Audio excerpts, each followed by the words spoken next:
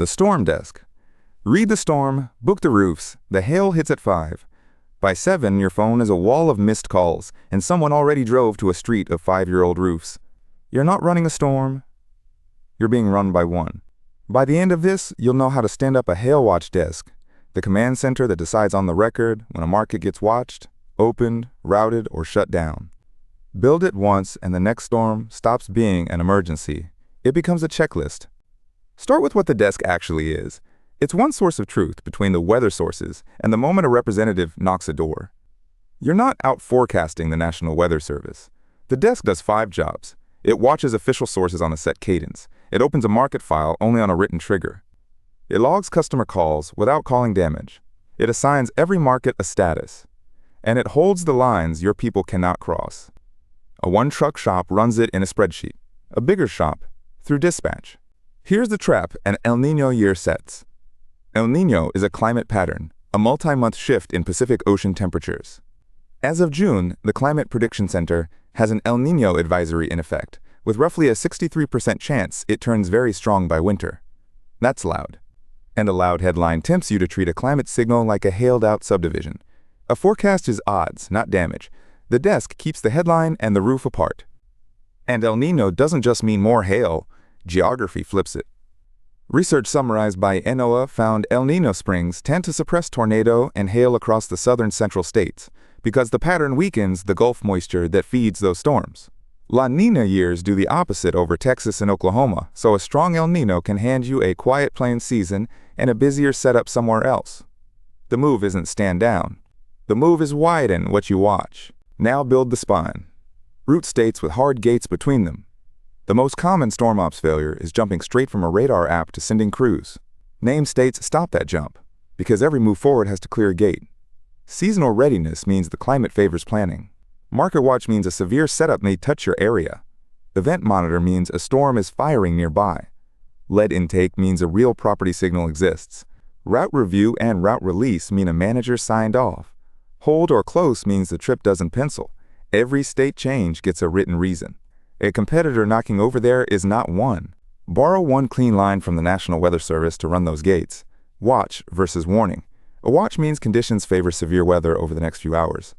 A warning means it's happening now. The watch is potential. The warning is reality. Seasonal readiness and market watch are your potential lane. Prepare, staff, pay attention. Event monitor through route release are your reality lane, and nobody enters it without a real, located signal. If a representative can't tell you which lane a market is in, the desk isn't running yet. Wire up the source cadence next, and log the date and link of every source the moment you act on it. A storm file with no source dates is a story, not a record.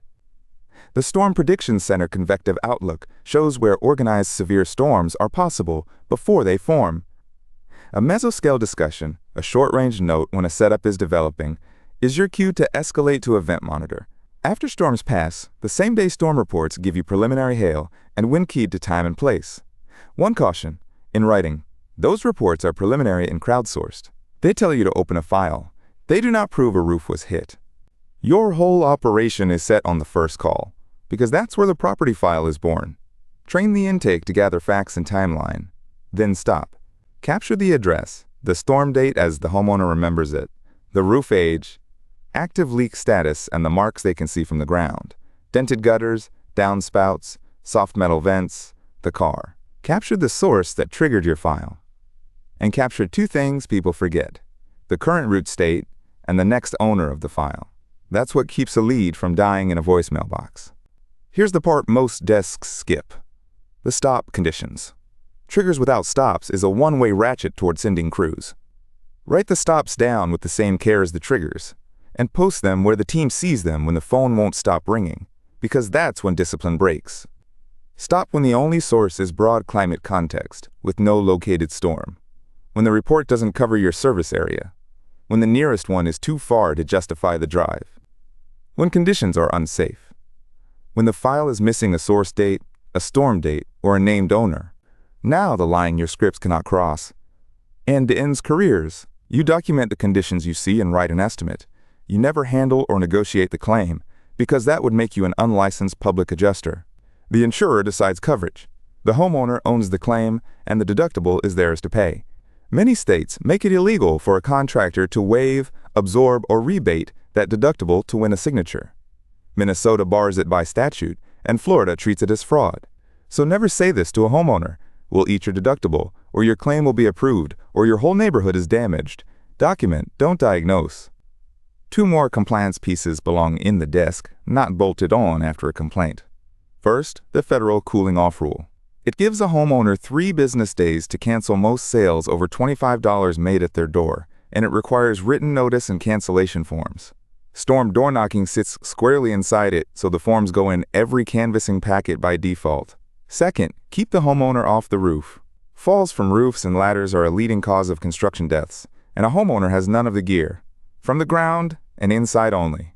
A qualified, insured pro climbs. Give your desk lead just enough hail literacy to stop 2 mistakes. The severe threshold for hail is 1 inch, about 1/4, and that's also roughly where common asphalt shingles start taking functional damage, the kind that hurts how a roof sheds water. Below 3/4 of an inch, real roof damage is rare, so you escalate slower, but here's the one that catches veterans. Smaller, repeated subsevere hail can still drive cumulative wear on an aging roof. That's not a damage claim, it's a targeting clue. An old roof in a repeatedly hailed area is a strong candidate for being due. Which brings us to the variable El Nino can't tell you. Roof age against expected service life. The signal is loud and the radar is dramatic, and it's easy to forget the best predictor of workable demand isn't the storm at all. Asphalt shingles broadly run 15 to 30 years, and real service life can swing by roughly 40% on climate alone. So a storm over a 15-year-old roof is a different lead than the same storm over a 4-year-old roof. Overlay roof age on storm exposure before you spend on outreach. The old roof is where the work is. Here's where Roof Predict fits and where it doesn't. Use it as the record and ranking layer on the desk. It pairs an estimated roof age range with storm physics modeled per individual home, so you can rank which roofs a storm most likely wore out and feed an old CRM back through the same scoring. It does not forecast weather, detect hail, inspect a roof, diagnose damage, or decide coverage. Roof age comes back as a planning range, never an exact date. The list starts the route. The inspection earns the sale. Close the loop. A Hail Watch desk separates what you know from what you wish were true, in writing, every day. Build the route states with gates. Wire the source cadence and log the dates. Set the intake and the stop conditions before the season, not during it. Hold the insurance line. Document, don't diagnose. Overlay roof age on storm exposure. Run 1 tabletop drill on a fake storm day, and find the gate that fails before a real one does. The chaser scrambles after the storm. You built the desk before you'd even built a route.